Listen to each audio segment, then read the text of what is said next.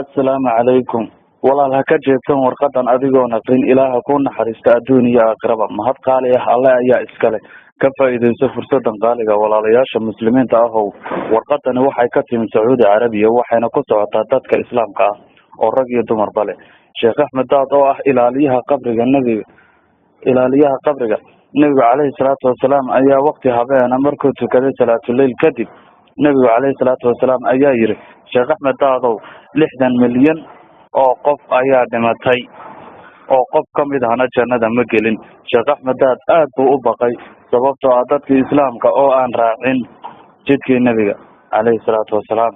sidaa darteed dumarku ma ogola inay raacaan raggooda markay wax faraan, cawradooda ma asturaan. dadka maalqabeenka ahina xoolahooda masaakiinta islaamka in yar wax kama siiyaan. dadka xajka aadaana ma tukadaan wakti kasta. nebigu caleyhi salaatu wasalaam wuxuu yidhi, sheekh axmed daadow u sheeg dadka islaamka ah si ay u wariyaan una qaybiyaan fariintan. qofkii qaybiya oo badiya waraaqaha ku daabaca riyadooda ama niyadooda waxay ku qabtaan way arki doonaan haddii ilaah idmo. qofkii isagoo dayn qaba warkan baahiya ilaahay baa ka saacidayo inuu daynta iska bixiyo. sheekh axmed daad, haddii waxa aan sheegayo been yihiin alla ima naxariisto, jannadiisana ha iga dheereeyo. muslimiinta oo dhan ha raacaan diinta islaamka, waxay farayso hana ka haraan waxay ka reebayso.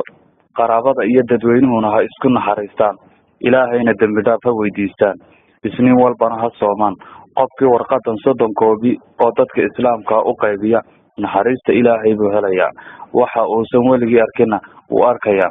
warqadan iyay noqon wax meel la iska dhigo. qofkii muslim ah oo arkaa waa inuu badiyaa oo muslimiinta gaarsiiyaa.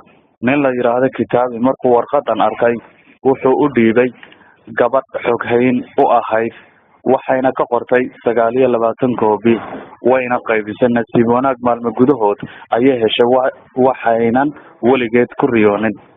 nin kale oo la yidhaahdo sayma salmaan markuu warqadan arkay armaajo sanduuq ayuu ku riday, wuuna ku hilmaamay shaqadiisiina waa laga eriyey.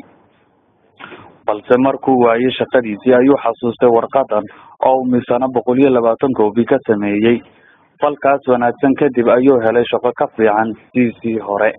nin kale markuu warqadan helay wuxuu ka soo qaaday waxaan macno lahayn wuuna jeexjeexay. nasiib darro isla maalmo gudahood ayuu si dhib badan u geeriyooday.